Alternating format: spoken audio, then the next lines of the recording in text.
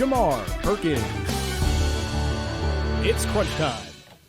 It's crunch time here live in the studios of Austin Peay. Zach Peay, joined as always by Jamar Perkins, and today we have a special guest.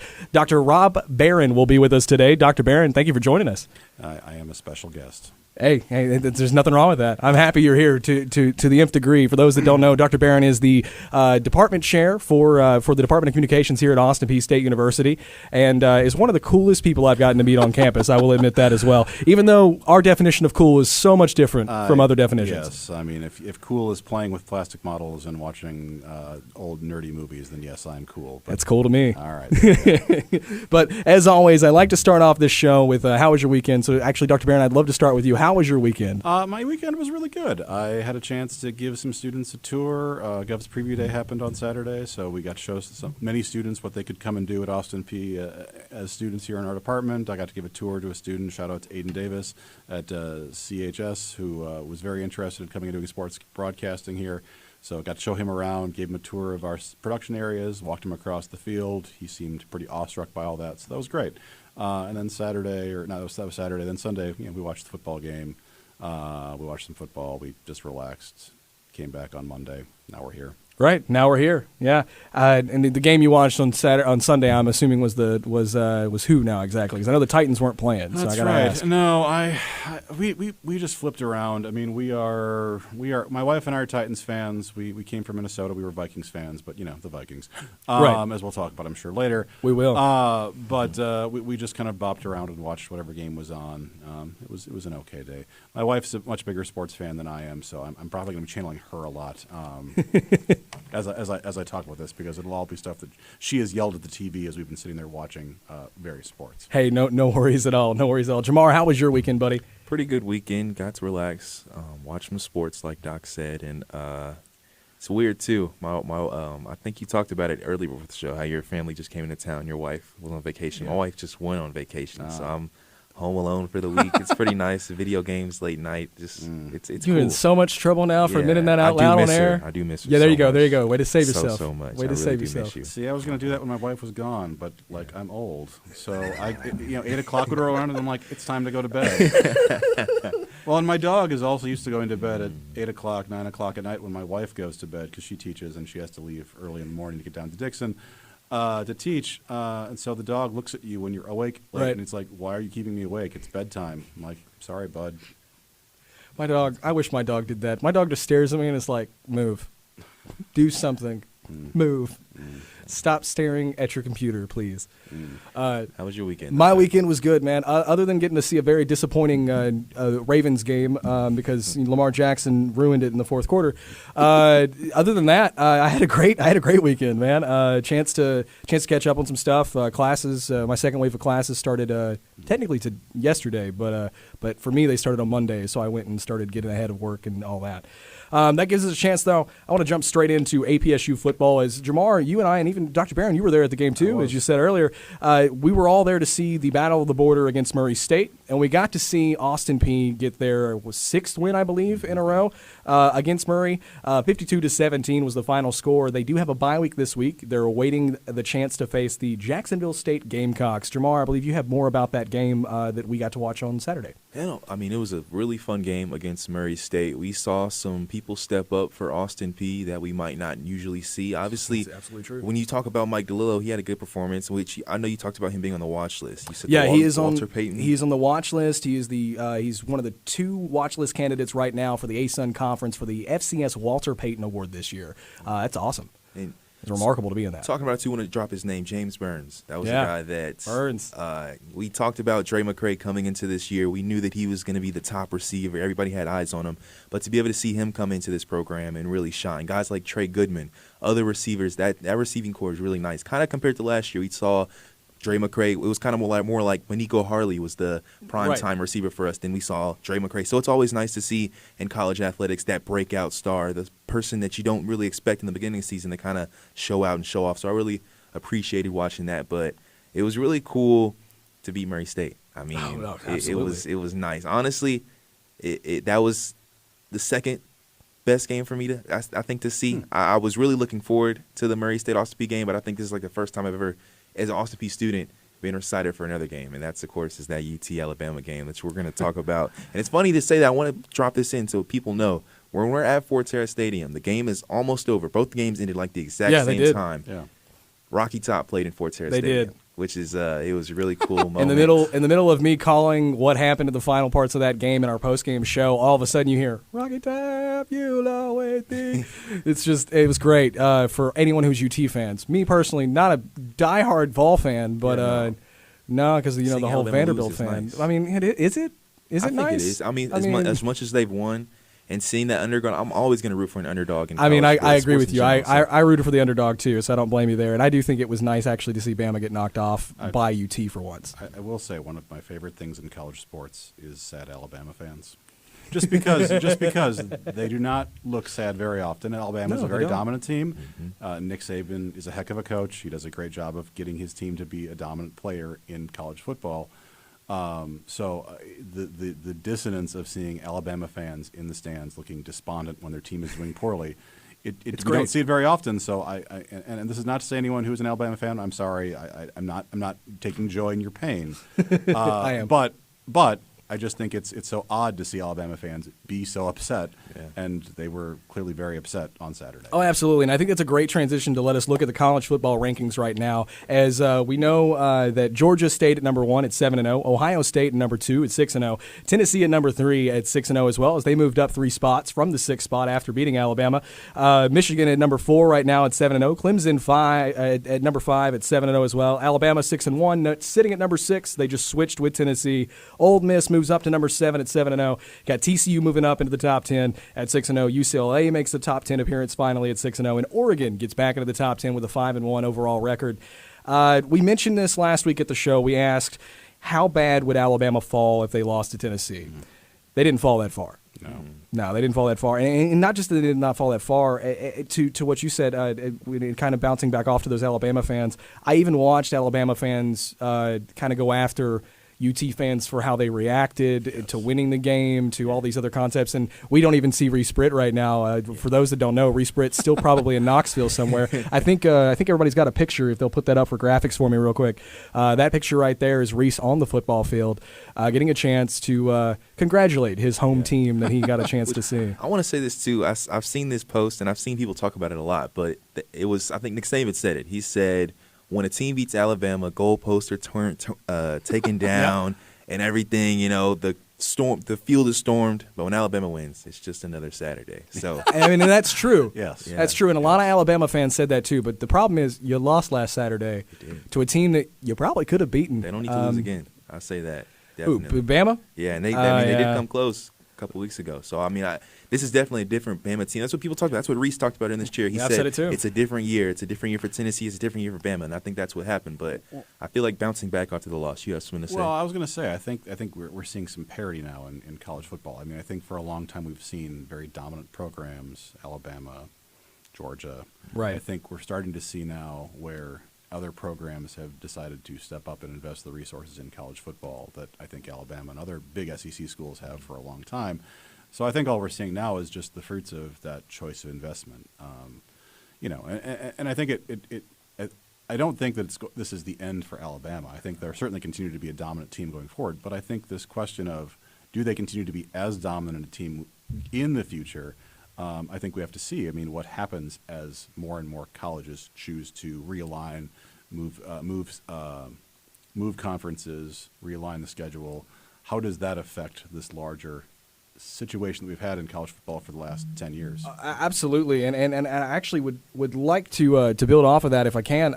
The overall factor with the NIL deals made an even playing field, I think, when it came to recruiting. I mean, no offense to Alabama or to Tennessee, but if I had the option as a player to either have the Crimson Tide and Nick Saban on a defensive scheme or the Volunteers, I'm going to pick the Crimson Tide because they're known for the type of play I play at or what I wanted to play as. Sure. So for me, that just made sense. Now with the NIL deals, Tennessee's able to sneak some things in and actually add some stuff that would make me consider them even if they're not doing as well as Bama had been doing. And that's not just those schools. I mean, we see it with my mind just blanked on the corner that's coaching now. That used the famous corner, Mr. Primetime himself. Deion. Yeah, Sanders. Deion Sanders. I don't know why my brain decided to forget that name, but Coach Deion proves that it doesn't matter if you're going to a big time school. Come to my school, I'll still get you to the NFL. And he's had players actually make it to the pros this last year. So I want to say too. I think another thing that's kind of shifted this college football atmosphere is COVID and the transfer portal. Absolutely. Just seeing all this different stuff in different years of eligibility and stuff like that. I think that's changed too. But when we talked about it, I want to kind of point teams out. We talked about Alabama kind of being downhill right now. Look at LSU. Look at Notre Dame. Oh, man. Those are teams that used to be. Well, Notre Dame loses their coach to LSU, and Yeah. LSU's who's now Brian Kelly coaching LSU. They just look awful. They don't even look like Notre Dame. They don't look like LSU. They look a lot like another school that I know of that I'm not going to mention. MTSU. So, anyways, we're going to keep skipping through that, though. To caveat this with college football, obviously Tennessee still got some big major opponents left. Georgia, one of those opponents left. I don't know if they make it past Georgia, to be honest. I mean, the Bulldogs look really good this year. And I know Reese is probably listening in somewhere, disagreeing with everything I'm saying. Yeah. But unfortunately, you kind of got to be here to fight me. Shout out So- UT Martin. That's Tennessee's next opponent, and they're probably going to get stomped, to be honest, by the Vols. By the way, speaking of that, last thing I want to talk about with the Vols, and we got to move on to into NBA. Did anyone see the clip on Twitter of the lineman that vomited in the huddle and looked back at the defensive line for Bama? Was like, that. yeah, I just did that, and turned it into an intimidation tactic. I want that guy on every NFL team I can find. Just give me like 5 of those guys, and I never have to worry again about my offensive line getting hurt because that guy puked, looked at the other team, was like, oh yeah, that just happened. Like, I'm not kidding. It's the best thing I've ever seen. After the show, I'll have to show you that video clip because it's perfect. College football is weird sometimes. It's really, really weird. And to be honest, that was the weirdest moment I had for college football. Was not the best thing I saw that weekend for football players and coverage from a game. As we'll get into that in the NFL standpoints. Let's get into the NBA real quick. The start of the NBA season started Tuesday, right? Yes, sir. Started Tuesday. I only have one thing, but Jamar, I'm going to kick it off to you before I get to my one thing. Okay. I mean, just looking at it, the first game of the year was the Celtics versus the 76ers, a nice Eastern Conference battle. Right. We saw the same beat, really, for Boston. Jason Tatum, Jaylen Brown are proving to be a great duo. And looking at Harden, he might be back in his kind of MVP form, dropping 35 points. One thing I'm 35 points. Also had 8 rebounds and 7 assists, so he definitely showed up. Joel Embiid, I think he's still got some work to do. I think he was looking a little soft out there. For someone who was second in MVP voting. MVP voting, yeah, because back-to-back he years. finished behind Jokic. Yeah, Jokic. Yep. Yeah. So seeing that, I almost thought that he was going to come out this year. This is his year, and he didn't. I mean, it's the first game though, so I'm not just going to go ahead and take it all away. Right. But you got to come out transitioning swinging. to the next game. My Warriors took on the Lakers, and we took care of business. I saw that game. Yeah, L.A. I know you have some things. I'll go ahead and let you talk about L.A. because I know you have some things, but it's not looking good right now. No, I mean, you're absolutely right. LA the Lakers look off. I don't know if it's still LeBron trying to take control, if it's the coach that's come in now and is trying to get control back. I don't know if it's the Russell Westbrook situation, if it's bringing Beverly in. I don't know what the problem is. They look awful. And Westbrook's blaming his injury coming off the bench. He's got a hamstring injury, and he's stating the reason his thigh and hamstring is hurt is because he came off the bench. Yeah, he said Come on, he man. off his whole thing. He doesn't. Come he's not used to on. that. I will say, though, looking at the Lakers, LeBron had a good game, 31 points, but you expect 15 that from LeBron. rebounds. You do. And he needs that help. You need Anthony Davis to step up. You need that kind of third guy. But I'll be interested because they played the Golden State Warriors the first game. I mean, what did you expect? Yeah. Right. I mean, the champions, the Golden State coming in, not really hurt, not really banged up. The only question mark with Golden State was Draymond Green. Yeah. I mean, so I agree with you. So, it's very interesting to see. Battle of LA is tonight. They play the Clippers. Will they beat the Clippers? Do you think the Lakers actually can beat the Clippers? Kawhi Leonard, they're talking about possibly bringing him off the bench to kind of get him because he's coming off. He looked great in preseason. He did. He looked strong healthy too. But I think they're still trying to get his win. They don't want him to play 30 minutes, so we'll see how that even starts off. I think the Lakers can do it. You're going to need 30 minutes. I mean, they don't have home court advantage. Well, I guess they do. I mean, because they play. Obviously, LA plays in the same arena, but I think there's more Lakers fans in LA right now than the Clippers. Even though the Clippers, I think, might be better this year. It's kind of like that conversation. Like, are you a Rams fan or a Chargers fan? Now that they're both Los Angeles. I mean, in essence, aren't you kind of both? You have two teams. Jets or Giants. Yeah, no, you're right about that Cubs or too. White And Sox. if you're Gary V, you can't ask him if he's a Giants fan because he is definitely a Jets fan. But anything else on NBA? We can transition. I was going to say, since you want to transition, because you mentioned White Sox, I think. So Chicago's one of those teams. That brings us into baseball. The MLB postseason has been one of the most interesting postseasons I've seen so far, with the new adaptation of taking away the extra inning runner during the playoffs, taking away a couple other things in the playoffs that should have taken away. It's been interesting. I want to mention that in the ALDS games that we had last week, Houston and Seattle had a record-breaking inning for a playoff, 18 innings for their final third game. For Houston to win 3-0, right? I mean, and to be real, if memory serves correctly, it was only like a 1-point game, if memory serves, for that game. So it was baffling to see that, and I really wanted Seattle to move on. They just can't beat Houston. Pitchers' duels are really great in principle. In principle. They're exciting in person, as someone who's been to a couple pitchers' duels. Right. They're great in person. They're not great TV.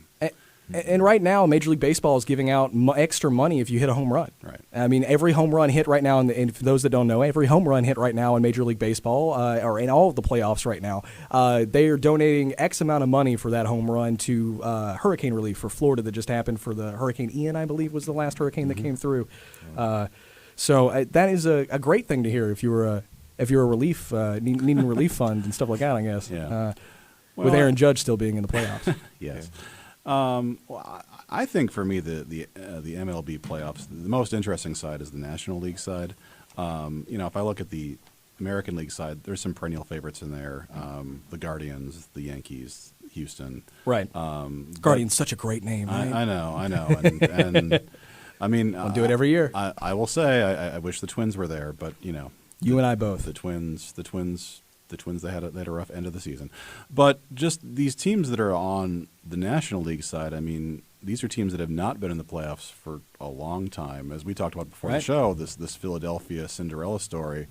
I just think it's interesting to see how changes to the structure of Major League Baseball have led to more parity among all the teams. I mean, there's been no real bad MLB team this entire season. And I think the playoffs with these teams that have not traditionally been playoff contenders on the National League side, again, just shows that, by changing the structure of the league, they've changed the structure of the game and made, this kind of situation possible. Absolutely. And I agree with you wholeheartedly on that situation, with the Phillies being the 6th seed, making it all the way now to the NLCS, the National League Championship Series against the Padres, who everyone thought the Padres were done after Tatis's suspension, and they do the trade for Hader. Hader looks awful after being traded to the team. It's interesting to see the National League side, two teams no one expected to be here, number 5 and number 6. Yeah. Everyone thought it was the Dodgers or the Braves. I think everyone expected Houston to make it in for the American League side. I thought New York would go in as long as Tampa Bay wasn't New York's opponent. It ended up being Cleveland. I was right about that too. Cleveland Cleveland just couldn't play them that well. I didn't expect it to even be a 5-game series. It ended up being a 5-game series. So good for them for that.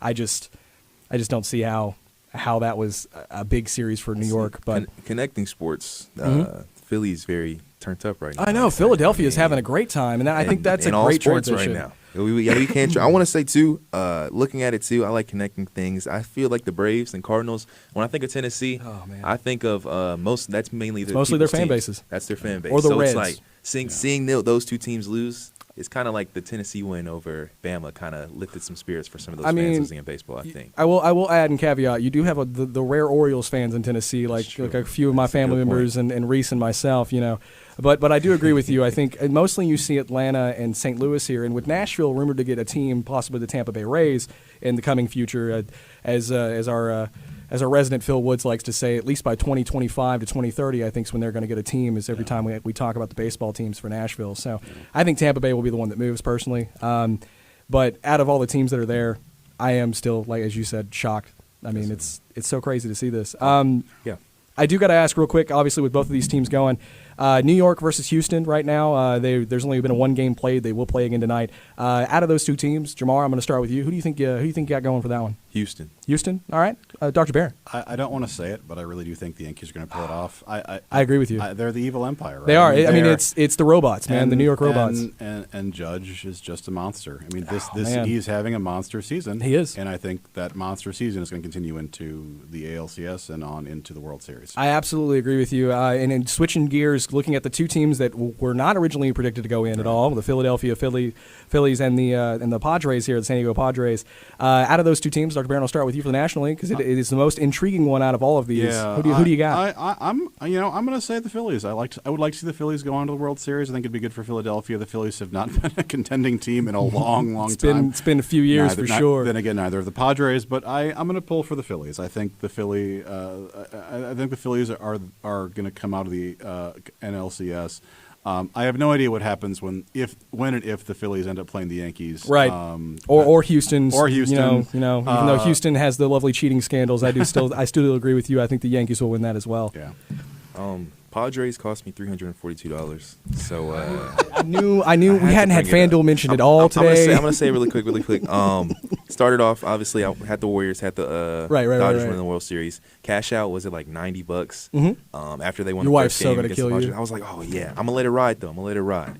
And then I'm watching the game, and it goes, they get the lead, and then now it's $30. So I won $30 when I could have won $90, but it's okay. So because of that reason, I'm rooting for the Phillies. Like you said, haven't won that year. Yeah. I think it also be really cool for Bryce Harper. That's what I was about to say. Bryce Harper and the Phillies versus Manny Machado. Come to the Phillies. I mean, that has some great things to his resume. You got Manny Machado and the Padres going against Bryce Harper and the Phillies. I think the Phillies do get it out and done because Bryce Harper is actually playing really well right now, surprisingly, because during the regular season, he had a very mixed match regular season. He was hurt a little bit. And he's always hurt, unfortunately. And that's kind of the name of the game when it comes to baseball. Once you get past a certain age, it's like you're projected to have an injury once every like 3 weeks almost. It's insane. That's not just baseball. That's life. Well, true. I woke up, my back hurt this morning, and I woke up because I slept wrong. It's great, right? Yeah. That brings us into NFL standings, news, and picks. I'm very excited about this, and I want to quickly talk real fast about just the current standings as we have a tie for the AFC North with Baltimore and Cincinnati at 3-3. The Tennessee Titans somehow are tied-ish with the AFC South, but they actually have the lead right now at 3-2, with Indy just behind them at 3-2-1. The Buffalo Bills are 5-1. The Jets are 4-2, so the Bills have a pretty decent lead right now. The AFC West right now, Kansas City tied right now with the Los Angeles Chargers at 4-2. The NFC North, Minnesota up 5-1 for our Minnesota sports fan over here with Dr. Barron. There you go. Tampa Bay right now tied with Atlanta 3-3. That's a very interesting division right now in the NFC South. The undefeated Philadelphia Eagles and the NFC Beast minus the Washington Commanders. And Reese is so going to get me next week. And the NFC West, we have the Rams tied right now, a three-way tie with the San Francisco 49ers and the Seattle Seahawks. To give everybody a basis of what our standings are right now as a crew, Trey sitting at 9-6, Jay is 9-6, Wix is 9-6, Joanne is 5-10, Jamar, myself are both 8-7, and Reese is 7-8. Joanne, I don't know who Joanne was betting with, but she's lost her picks. With? She started undefeated. Yeah, and she's dropped since then. But I think we're getting played right now because Wix is supposed to have 4 games off because he didn't pick last week. We were supposed to. He was sick though. We'll give him. Sick schmick. I don't know about that one. But that brings me into news real quick. A lot of stuff happening in the NFL. I want to congratulate the Tennessee Titans for being approved for the $2.2 billion stadium. The 1.7 million square mile facility will be a dome, and the hope is that they'll be able to host a Super Bowl among other events like WrestleMania and other major championship and bowl games. Back in March, we addressed this in the show. We talked about how the Nashville mayor said, "I am not in the stadium business." And now he says, "I am in the stadium business," because that's what he did. I think that it comes down to a couple of decisions, obviously. WrestleMania being one of those things. Personally, after SummerSlam happened, Nashville made a lot of revenue after SummerSlam from LP Field and Nissan Stadium. The Titans are making still more money. There's a chance to get buy-ins for bowl games, for other things in the future as well. It's a big deal for the Titans and for the city of Nashville. The problem is if you live in Nashville, you're going to have a lot of taxes going up soon for that one because the Titans are only forking up about a quarter of what that stadium's going to cost you. Anybody else got anything on that for me before I move on? I think this is just the nature of the economics of football right now. Right. And the politics of this aside, the perception is that a new stadium is big business. Oh, yeah. And good for business for a city. So I think that while I totally agree this is a change of tune for the Nashville mayor, I think the economics of this potential new stadium and right, there's always the deep fear of losing a team. Right. Somewhere along the way of that team transferring away, being sold, moving to another moving to another market, as we just saw in St. Louis a few years ago. that specter, I think, always influences his decision. Oh, yeah. I mean, anytime a team wants a stadium, if the stadium is declined, I mean, let's use the Cleveland Browns for an example when they moved to Baltimore. I mean, Jim Irsay moved Baltimore out of Baltimore and turned them into the Indianapolis Colts because they wanted a new stadium. So, I mean, we know stadiums are a hot-button topic for owners. It's very interesting to see that gets changed. And for me, I think that it's a great transition with the Titans to move on to this next thing. Is Vrabel responded to the league asking for better officiating. Every Monday, the NFL sends out an officiating message about things that they did right and well and things that they didn't do so well on and corrections to the rules. And last week, before the weekend games, Mike Vrabel decided to reply for the first time ever and replied all to the NFL and said, please get better at officiating. That's layman's terms. I didn't get to read the email, but from what I heard, it was not. It was very polite. It was just a very nice way of saying, "Be better." And I think that is a very good thing to look at, as we've seen countless calls over the weekend, and in general change games, and even get into serious injuries, which kind of makes me into our next point. Serious injuries piling up for several teams, but one position in the league is seeing an unforeseeable rise. That position is the quarterback position. Zach, I want to go back one step because I want to personally ask you. Sure. I'm kind of muddied on the situation, but how does officiating really get better for the NFL, in your opinion? The only way officiating gets better in the NFL is that if each one of these guys comes in and understands the rules and understands the changes that happen during the offseason, because that's what the Monday emails are usually about, are the things that were changed. And then you have half the crew that doesn't know a change and half the crew that did know the change. And then that's why you get the 5-minute wait of wondering why the holding call was actually this instead of this. Yeah. You know what I mean? And so it's gotten to a point now where I think we have a mixed match of refs that have been in for too long and refs that haven't been in long enough.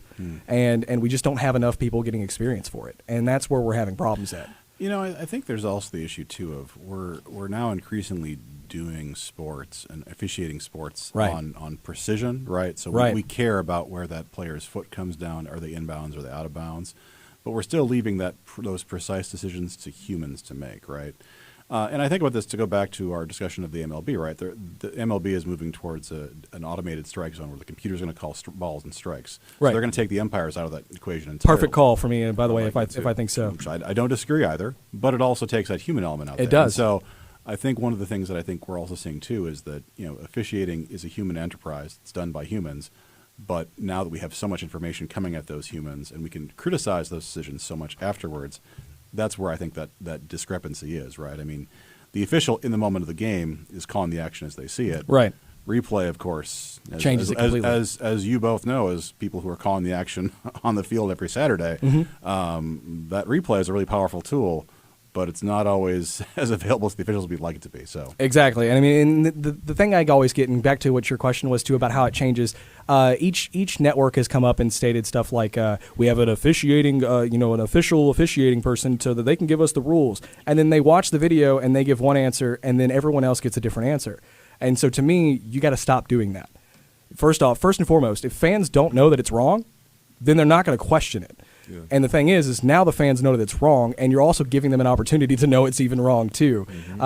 If I watch another game where I hear, well, that's not pass interference or that's not roughing the passer, I'm going to turn the television off, no matter how much I love football, because I'm getting tired of it. It's ruining the game right now.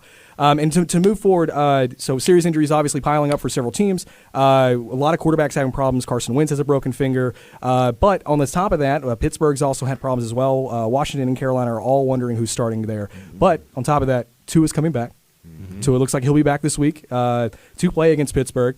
Dak Prescott has been cleared from injury. Mac Jones says he'll be ready to go by Monday. So we got a lot of different things going on there. I do want to mention Deshaun Watson has another case that has surfaced and another name added to make the 27th plaintiff to come forward for this. That could very well spell his full-year suspension.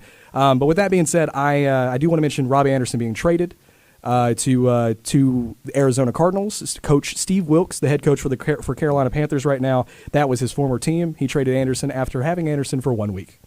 So very interesting to see that happen as well. With that being said, though, I want to jump in real quick. We do have a trade rumor real fast. Christian McCaffrey's rumor that he will be gone within 48 hours within the Panthers. The 5 teams in the running for him right now are the Rams, the Chiefs, the 49ers, the Bills, and the Patriots. I don't think the Patriots are going to get him because he doesn't need to go to New England, but I think the Bills are a very good prospect, and I really do think the Chiefs and the Rams can get him too. Bills better not get him, man. Bills have everybody at that point. I know. I think, though, I was talking to someone about this, can't remember, but I feel like this is kind of a situation like in the NBA, like Kevin Durant, to where the Panthers know Christian McCaffrey's worth, so he's not going to go away for something cheap, I don't think. No, I absolutely agree with you. Give me just 1 second.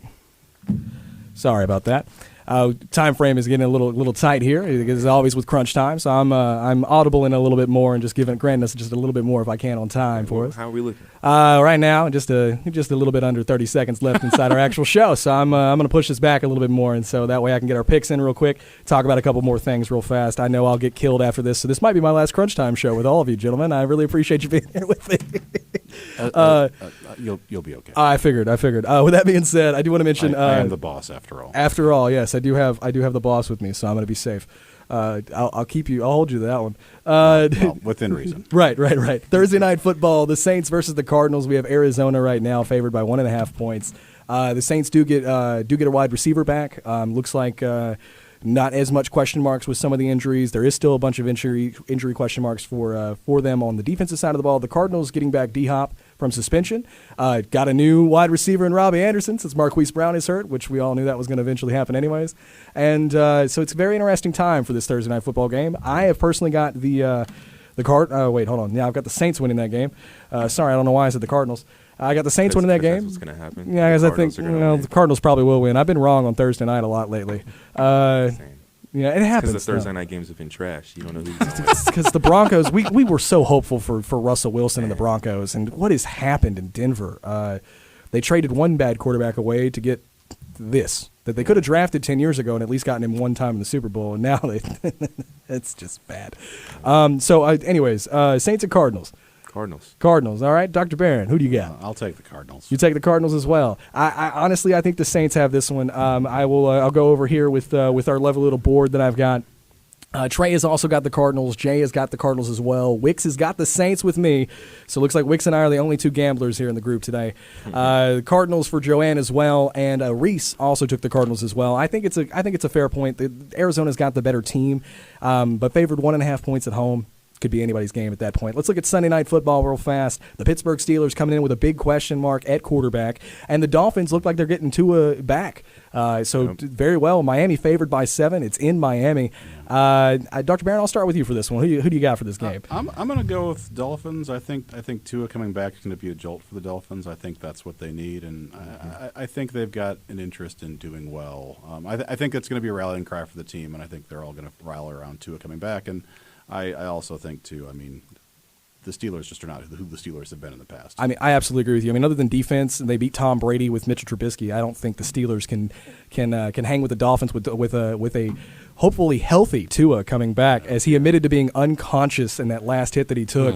And that, to me, just is a big like, hey, man, why are you coming back this week? I also really hope that he stays healthy. Yeah, you at least make it through this game. Yeah. one game. At least make it through 1 week before we just wonder whether you're done with football. Jamar, who do you got for this game? I don't see the Dolphins losing 4 straight, so I'm going to pick them. But I don't think they win by 7. I think it's a little closer. I think Say whoever 3-point plays game? quarterback, I think Steelers might. I wanted to pick the Steelers. I think it's Tribb. I honestly think Tribb's coming in. I don't know why you put Pickett in after Trubisky beat Tom Brady in the Bucs. Because you're not winning that game without Trubisky coming into that game. Yeah. There's just no way. So I hope it's Trubisky. If it's Kenny Pickett, they're going to lose. Because Pickett looked like a rookie, and that's how it's supposed to be. To recap, Trey's got the Dolphins, Jay's got the Dolphins, Wicks has got the Dolphins, Joanne's got the Dolphins, which probably means everyone but Reese has the Dolphins. So Reese has got the Steelers. So if the Steelers win, we're be upset because I almost picked them. We're gonna have a bad day. That's what's gonna happen if the Steelers win. Next week's gonna be so hard. Reese is gonna come in with a giant smile, like, I was right. All right, let's go to Monday night. Monday night is the Bears versus the Patriots. And here's the thing. I love Chicago and the Bears, but I'm going to tell you guys I got the Pats winning this game. There's just even if Mac Jones doesn't play, the Bears just have looked. We don't need to discuss this. Not complaining. Yeah, right. The Bears have looked bad. Justin Fields is not a bad quarterback, but has not got any help on the outside. No. And it's been rough. It's been rough. Very. So you got the Patriots? They're taking for Victor Wembanyama, but no, I got the Patriots. I can't believe you said that. All right, Patriots, Dr. Barrett. Because I am just a guest and I have no consequences to anything I say on this show here. Right. I'm going to take the Bears. I don't blame you. I would have. You know what? If I hadn't have already picked the Pats and knew that it would that many people would stone me if I picked the Bears, I would have probably went with you on that standpoint because it's the Bears. Come on. And I'm from the Midwest, so right. All right. I mean, the Vikings and the Bears are again rivals. They're not the same rivals as like the Vikings and the Packers. But I'll take the Bears. Hard. If it was the Packers, I know you're not picking them. Oh, but no, if it with the no. Bears, I got a in no way, good shape, guess. or form. No, In I no don't, way, shape, and I don't blame you there. With Monday Night Football, like I said, that's the Patriots and the Bears, and once again, New England favored by 7.5. They are the home team there as well, and they are desperately wanting Mac Jones back. I mean, Zappa did great. They desperately want Mac Jones back. And there might be a quarterback controversy there because Zap's winning games. So who knows? It makes who you knows? question your draft and did we need Mac Jones? Can we avoid it? Does it though? I mean, is Mac? Do we have time to ask if Mac Jones? I mean, is we gonna do. be a We got franchise 10 minutes. quarterback? Is Mac Jones going to be a franchise quarterback? Possibly not for New England, to be real. So you I think think they'll trade system? him. I think they'll trade him. I think he's a pro-style quarterback that can fit in most systems in the NFL right now. Why isn't it working in New England? Well, there's a couple things in New England. You got an offensive line issue, wide receivers. I mean, who do you got? Who do you got to throw to out there? I mean, so there's that. You're hoping that Hunter Henry was your answer at tight end when you haven't had a good tight end since the serial killer, murderer guy that you had. With Hernandez, no offense to bring that up for Pats fans. But, yeah. I mean, well, Gronk too. I mean, let's be real. Gronk was there too, but Robo-Man Gronk was obviously a great addition. But since Gronk, Edelman, and Brady, what have you had? And you expect that from the Pats. I mean, the Pats need a rebuilding time. They just haven't had anything good. And defensively, they've looked bad. They're too old on defense. As a team that has a lot of old heads on defense and a lot of old heads on now offense with Deshaun Jackson coming to the Ravens, I think it's just time for a rebuild. Yeah, I mean, I'm assuming Bill Belichick is not included in that rebuild. No. I think Bill stays, but I actually think Belichick will be retiring. That's soon. what I'm saying. I think he'll be. Yeah, out he's soon. been doing a lot of announcement work and stuff like that, and he looks really good at that type of stuff. So I just think he should Who do you think that. stays longer, Popovich for the Spurs or Belichick for the Patriots? Ooh, man, Popovich is up there though. That's He tough. is. That's and tough. And both of their teams aren't good right now. So. Man, honestly, I think Pop will stay longer because Pop likes the game more than people believe. But I do think Belichick leaves first. I do, just because it's like you kind of read it on the walls. If he doesn't go to the playoffs this year and they lose again to like the Bills and the Dolphins and they're not in the playoffs, that's 2 years in a row they haven't been in, right? Or two out of the 3 last years, right? So if that happens, if you're Bill Belichick, you're one of the greatest coaches, supposedly all time because of all the rings you've gotten. No matter how many times you want to look at Deflategate, Spygate, the Tuck Rule, or the Vinatieri kick, or I can keep going. Any other stipulation we want to add to that? Sure. To me, you just it's time. It's time to go. I mean, or go to a different team. Just move on from New England. Boston sports are done. The Boston Silly Nannies or the New England Patriots do not need to continue. I'm so done.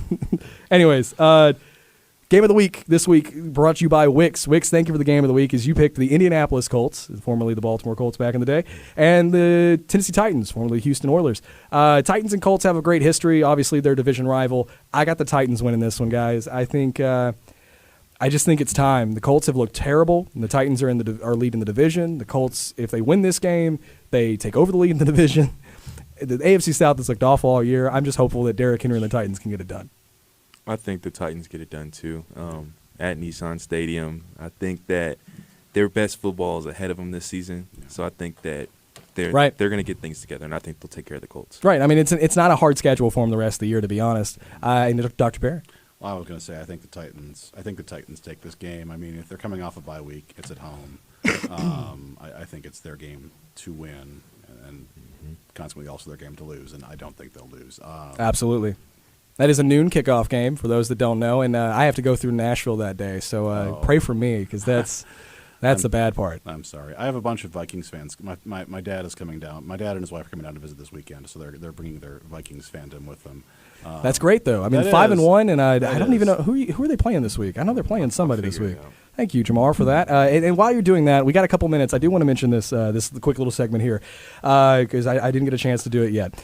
Commanders owner Dan Snyder is investigating his fellow owners in hopes to gather dirt or information to use against them. Is it really time that Dan Snyder be pushed out of ownership? And I mentioned this, and I want to caveat this with Jim Irsay the owner for the Colts, calling for Dan Snyder to release his team for the Washington Commanders and give it up to somebody else.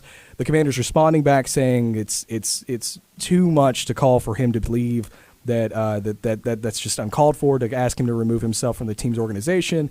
There's also rumors that Dan Snyder now has the names up from the people that sued him, violating the NFL confidentiality agreement for the lawsuit. I mean, so much has come on with Washington at a time when we see the NBA remove an owner for XYZ reasons that we've obviously talked about in the past. Yeah. The NFL has not done that with owners. I mean, Robert Kraft with the massage parlor incident a couple years back. We now have Dan Snyder going through courts and being in trouble for all the things he's done and still not giving up the team. My question to you guys, to pose to y'all, as we have about roughly 5 minutes left in the show, is it time for Snyder to just let go of this team?